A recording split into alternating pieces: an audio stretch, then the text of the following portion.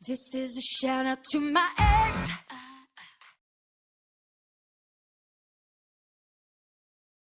Tips para mabilis mong makalimutan ang ex-girlfriend or boyfriend mo.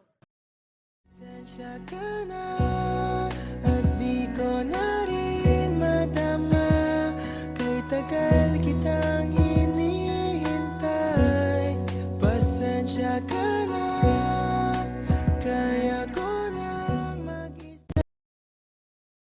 Isa sa mga pinakamahirap gawin ngunit epektibo ay ang pagputos sa komunikasyon na nag-uugnay sa iyo at sa kanya. I know that this is a torture pero sa simula lang ito. Makikita mo rin ang benefits nito in the long run. Anong bang mga bagay ang nagkoconnect sa inyo sa dati kasintahan? Friend mo siya sa Facebook? Mas maigi burahin mo na siya sa iyong friends list. May cellphone number ka pa ba niya at mga messages sa inbox na nakastore?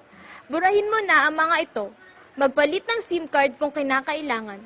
Ano mang nag-uugnay sa iyo o sa kanya, kung nais mo talagang makapag-move on ng mabilisan ay maaga pa lang ay putulin mo na.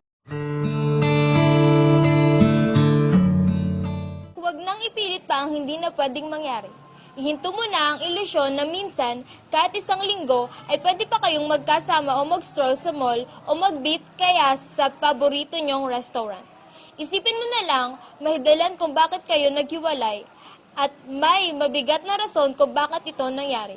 Kung nais mo talaga siyang kalimutan, higit mong isipin ang mga pangit na nangyari sa inyo sa nakalipas kaysa sa mga matatamis na alaala kasama siya.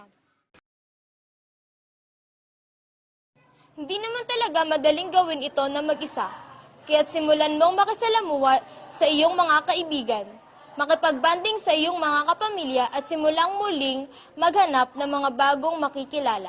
Malay mo, isa sa mga bagong kakilala na ito ang maging bago mong pag-ibig. You can never tell. Ngunit sa kabilang banda, ay iwasan mo ang mga kaibigan o kakilala na nag-uugnay sa iyo sa dating kasintahan. Maaari kasing tuksuhin ka nilang makipagbalikan sa dating girlfriend or boyfriend. Hindi sila makakatulong sa iyo at ito ang dapat mong tanggapin. Bye, baby. Bye, bye, baby. Break na tayo, baby. Bye, bye, baby. Gotta go. Bye, bye, baby. Bye, bye, baby. Break na tayo. That's right, baby. Magsimulang mag-enjoy, magliwaliw, humanap ng mga pagkakaabalahan. Kahit nga sa bahay ka lang ay marami kang magagawa, maglinis, magluto at tumulong sa inyong family business kung meron man. Keep yourself busy at the same time, enjoy your new life. At dahil nga gusto mo nang makalimot, subukan mong baguhin ang iyong looks. Try to reinvent yourself.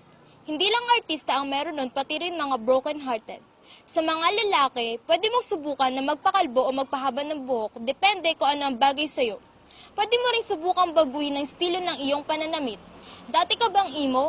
Bakit hindi mo subukang itry ang plain and smart look? Sa mga babae, pwede kang magpaputol ng buhok kung babagay sa'yo. Mag-workout, mag-jeta, at di pa pang magbibigay enhancement sa iyong physical looks. Your new look represents your new life. Sa bagong buhay, pagsisimula ang bagong pag-ibig.